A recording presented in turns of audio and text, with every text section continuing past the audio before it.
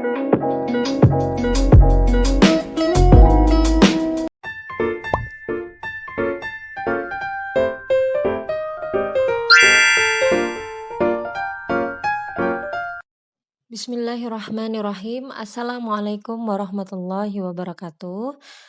Masya Allah, alhamdulillahirrabbilalamin. Puji dan syukur marilah kita haturkan kehadirat Allah Subhanahu wa Ta'ala. Karena berkat limpahan karunia dan hidayahnya lah kita semua malam hari ini bisa bersama-sama mengkaji, belajar bersama dalam kajian Muslimah Pembelajar grup istri dan ibu yang akan membahas tema tentang kenapa suami selingkuh dan bagaimana sikap istri saat suami berselingkuh.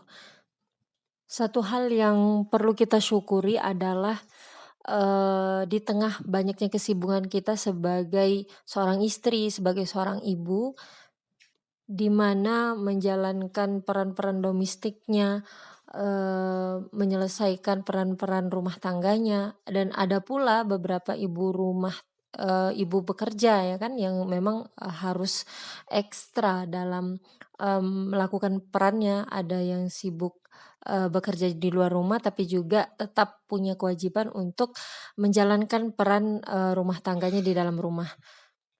Di tengah kesibukan-kesibukan tadi, patutlah kita bersyukur malam hari ini kita Allah panggil untuk belajar bersama, untuk kita mengupgrade keilmuan kita, mengupgrade diri kita untuk lebih menjadi pribadi yang jauh lebih baik lagi harapannya ke depannya setelah kita mempunyai ilmu ya, mengkaji ilmu bersama-sama pada malam hari ini.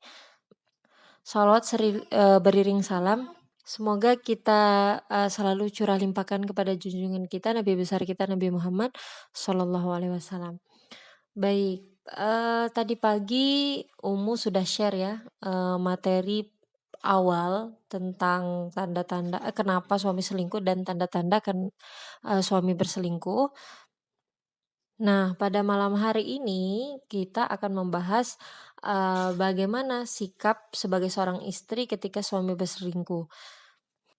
Berbicara mengenai perselingkuhan atau suami yang selingkuh, ini merupakan salah satu masalah terberat bagi seorang istri karena benar-benar melibatkan perasaan.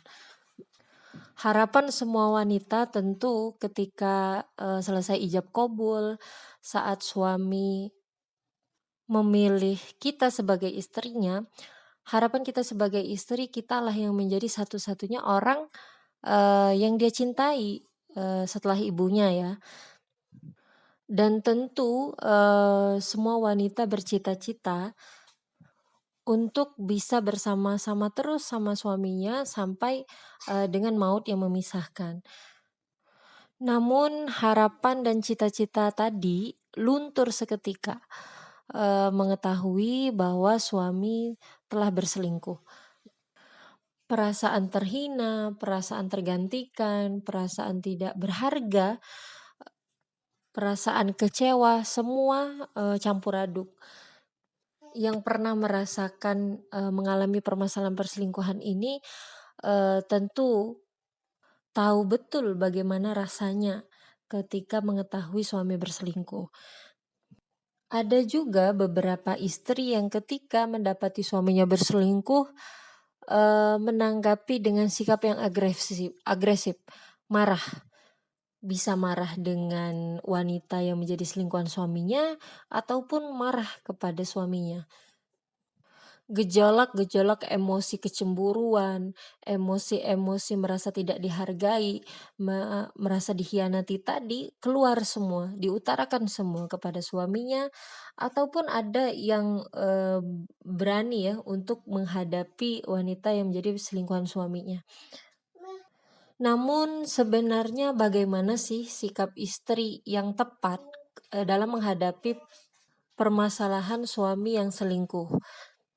Yang perlu Umu tekankan di sini untuk para istri dimanapun berada maupun ibu-ibu dimanapun berada, Perasaan kecewa, dikhianati, sakit hati, marah, itu normal ketika memang, kita sedang mengalami permasalahan, khususnya perselingkuhan, pengkhianatan. Tapi kita juga perlu mengontrol diri kita, sehingga respon yang kita berikan terhadap permasalahan tersebut tidak merugikan diri kita sendiri. Karena jangan sampai, ketika kita terlalu emosi, ketika kita tidak bisa mengontrol diri kita bisa melakukan perbuatan-perbuatan yang merugikan orang lain, dan juga merugikan diri sendiri. Karena ada banyak para istri yang mengalami kasus perselingkuhan ini karena sudah terbakar api cemburu, emosi yang bertubi-tubi, tidak bisa mengontrol dirinya, malah melakukan perbuatan dosa besar, yaitu, ada beberapa ya, maaf kasus, baru-baru ini yang, sampai membunuh, wanita yang menjadi selingkuhan suaminya. Sehingga dia sendiri melakukan perbuatan dosa, yaitu membunuh. Yang kedua, dia sendiri yang rugi, dia harus, menebus perbuatan, dia di dunia dengan mendekam di penjara. Nah, jangan sampai ketika kita sedang mengalami permasalahan, khususnya perselingkuhan ini, kita juga menjadi seperti itu. Lalu bagaimana caranya sikap yang benar ketika menghadapi permasalahan suami selingkuh ini? Garis besarnya adalah kita perlu tenang dalam menghadapi, perselingkuhan suami. Atau, kita juga tetap, harus tenang dalam, ketika mengetahui suami berselingkuh. Bagaimana bisa tenang, kita sudah dikhianati, kita sudah selingkuhi oleh suami kita, masa kita, bisa tenang begitu saja? Nah, justru itu, kenapa dikumpulkan di sini untuk belajar, kita bisa lebih mempersiapkan diri. Di mana efeknya nanti saat kita punya informasi terkait dengan selingkuh ini, kita bisa memasukkan input positif dan kita bisa jauh lebih tenang dalam menghadapi permasalahan perselingkuhan. Langkah pertama untuk kita bisa mempunyai sikap yang tenang saat, mengetahui suami berselingkuh adalah yang pertama kali adalah memaafkan. Memaafkan siapa? Memaafkan diri sendiri terlebih dahulu. Setiap permasalahan rumah tangga itu kan pasti ada ikut andil istri ataupun suaminya. Sehingga kalau nanti terjadi sebuah permasalahan atau konflik dalam pernikahan, lakukanlah introspeksi diri terlebih dahulu. Itu akan membuat kita jauh lebih tenang daripada kita, selalu menyalahkan orang lain atau orang di luar, diri kita. Ketenangan itu akan muncul saat kita, lebih melihat diri kita lebih, dalam atau mengevaluasi diri kita. Nah, cobalah maafkan setiap kesalahan, maafkan setiap kekurangan diri kita. Maafkan kalau misalkan dulu, pernah berkata kasar kepada suami ataupun kekurangan-kekurangan yang kita lakukan kepada suami, kurangnya pelayanan, kurangnya kehormatan, kurangnya penghargaan dan lain sebagainya. Itu semua maafkan karena kita juga punya kekhilafan. Kemampuan kita untuk, mengintrospeksi diri kita lebih dalam, itu akan membuat kita memunculkan, perasaan empati kepada suami. Sehingga yang tadinya kita marah-marah, yang tadinya kita beremosi yang menggebu-gebu, itu akan sedikit lebih mereda dengan kita mempunyai empati bahwasanya setiap orang itu punya salah. Setiap orang punya kekhilafan, seperti halnya diri kita. Suami yang sedang melakukan, kesalahan yaitu perselingkuhan, itu ketika istrinya punya empati, maka yang muncul adalah pikiran-pikiran, bahwa suami itu juga butuh diselamatkan. Butuh diselamatkan dari mana? Dari perbuatan dosanya. Nah, ketika kita punya, empati kepada, permasalahan suami tadi atau suami yang berselingkuh tadi, maka akan lebih mudah juga kita untuk memaafkan, perbuatannya.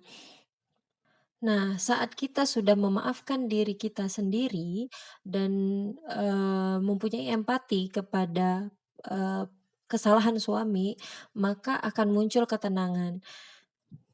Sikap tenang ini sangat penting sekali, dalam menghadapi sebuah permasalahan, karena tenang ini akan memunculkan sikap untuk mengambil keputusan yang positif. Karena sejatinya permasalahan itu akan menjadi masalah bagi orang ketika dia mengambil sikap yang negatif. Tetapi, akan berbeda dengan orang yang punya pandangan positif. Ketika dia terjadi masalah, dia tidak akan menganggap, masalah itu sebagai sesuatu yang buruk sekali. Nah, karena sejatinya permasalahan itu adalah kondisi saja, kondisi yang netral saja. Namun, emosi di balik permasalahan itu yang akan membawa keputusan-keputusan, apakah keputusan negatif atau keputusan positif. Nah, sikap tenang ini kita butuhkan untuk kita bisa mengontrol diri kita, agar tidak berbuat ke arah, negatif atau melampiaskan emosi negatif ke perbuatan yang, buruk juga sehingga mengakibatkan, rugi. Rugi bagi siapa? Rugi bagi suami, rugi bagi anak, rugi bagi orang lain, ataupun diri kita sendiri. Saat kita sudah tenang, kita akan bisa memikirkan masalah yang terjadi. Dan merasakan, pikiran-pikiran positif apa yang bisa kita, ambil, dalam setiap permasalahan. Ujungnya adalah, kita bisa mencari hikmah dari permasalahan yang terjadi terhadap diri kita. Saat tahapan-tahapan tadi telah, teman-teman lakukan, maka ajaklah berbicara suami, karena kondisi yang sudah tenang tadi akan, membuat teman-teman bisa mengontrol diri, sehingga membicarakan hal-hal yang berkaitan dengan perasaan itu bisa jauh lebih tenang. Berbicara mengenai pengkhianatan tadi, kekecewaan dan lain sebagainya itu bisa lebih tenang. Ajak suami ngobrol dari hati ke hati, kenapa bisa terjadi ya kan, bagaimana sikap dia, ataukah dia lebih memilih wanita yang diselingkuhinya atau, istrinya, atau dia ingin mempertahankan rumah tangga ini atau bagaimana. Nah, itu obrolkan dari hati ke hati. Bukan menyalahkan ya, bukan ngobrol yang, "Kamu itu salah, bla bla bla," dan lain sebagainya, mengorek lagi kesalahan-kesalahan suami, itu tidak perlu karena, bicaralah untuk, perbaikan ke depannya. Karena sejatinya, tidak kita korek pun, suami itu sudah merasa bersalah dengan, perselingkuhannya. Nah, tinggal kita bagaimana, mengambil komitmen kembali untuk, mempertahankan rumah tangga ini seperti apa. Nah, kalau memang dia tidak ingin mempertahankan rumah tangga, berarti memang, pilihannya yaitu bercerai, tapi bercerai ini juga insya Allah Allah ridhoi karena kita bercerainya dengan baik-baik. Nah, ketika suami ini ingin mempertahankan rumah tangga, sikap sebagai seorang istri, maafkanlah setiap, kesalahannya karena pada dasarnya setiap manusia itu punya kesalahan. Maka berdoalah kepada Allah semoga, kita sebagai seorang istri dikuatkan. Karena berbicara mengenai pengkhianatan tadi tentu tidak mudah ya untuk memaafkan begitu saja. Pasti ada perasaan yang terlukai, tersakiti. Hanya saja kita nah itu tadi, mohonkan doa kepada Allah semoga kita dikuatkan untuk memberikan maaf ya. Untuk, melayani suami dengan sebagaimana mestinya seperti halnya tidak terjadi perselingkuhan. Dan mohon dikuatkan juga, kepada Allah untuk kita tidak mengingat-ingat lagi kesalahan-kesalahan yang telah lalu dan fokus kepada masa depan. Berilah kesempatan bagi suami untuk menunjukkan, perbaikannya, untuk menunjukkan, tidak mengulangi kesalahannya lagi, dan lain sebagainya. Lalu bagaimana kalau misalkan, suami sudah berjanji tapi nyatanya, eee, tetap melakukan perselingkuhan kembali, baik dengan wanita yang sama ataupun wanita yang berbeda lagi. Bagaimana, jika itu terjadi lagi? Nah, dalam Islam kita itu punya wali, sebagai seorang perempuan tuh kita punya wali, ayah kita, adik laki atau kakak laki-laki kita.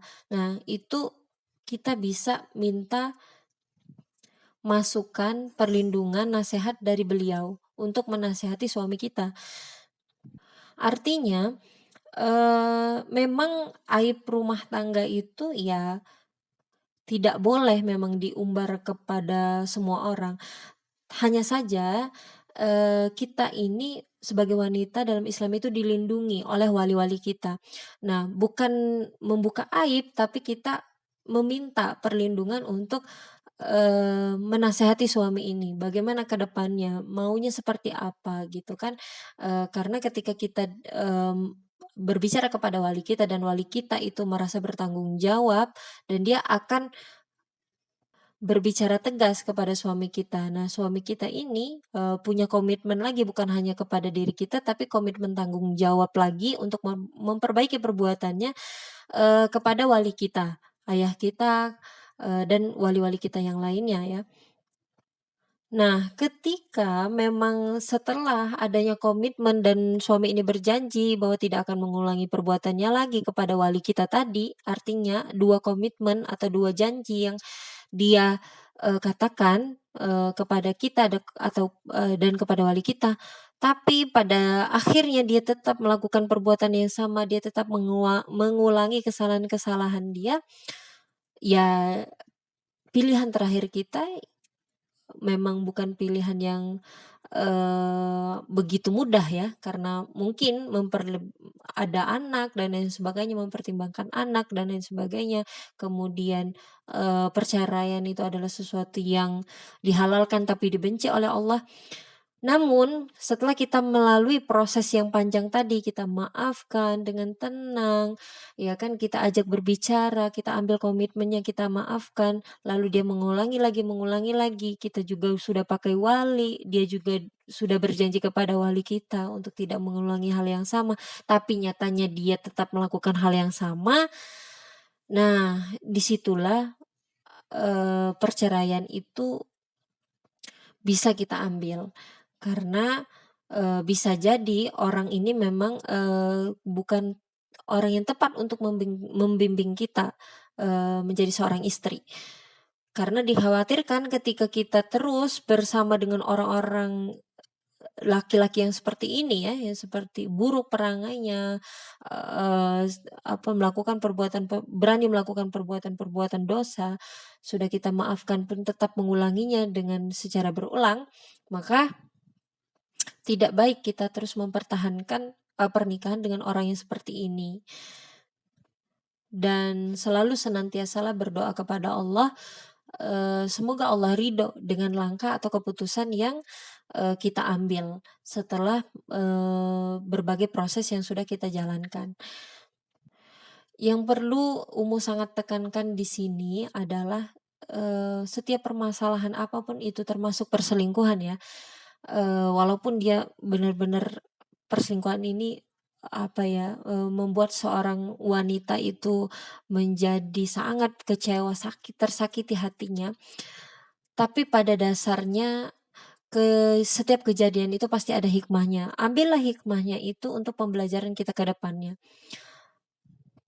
Dan hikmah ini akan dimiliki oleh orang-orang yang ketika mendapati setiap permasalahan itu dihadapi dengan ketenangan. Nah, perlu digarisbawahi sekali lagi bahwa hadapilah masalah apapun itu dalam sebuah pernikahan itu dengan tenang. Ketika kita tenang, insya Allah kita bisa memikirkan permasalahan itu dan mengambil hikmah dari setiap permasalahan. Nah, orang-orang yang beruntung adalah orang-orang yang bisa mengambil hikmah dari permasalahan yang terjadi. Baik, mungkin inilah yang bisa Umu sampaikan pada malam hari ini, pada kajian kita pada malam hari ini. Kalau ada salah dan hilaf Umu mohon maaf, kepada Allah Umu mohon ampun. Umu akhiri, wassalamualaikum warahmatullahi wabarakatuh.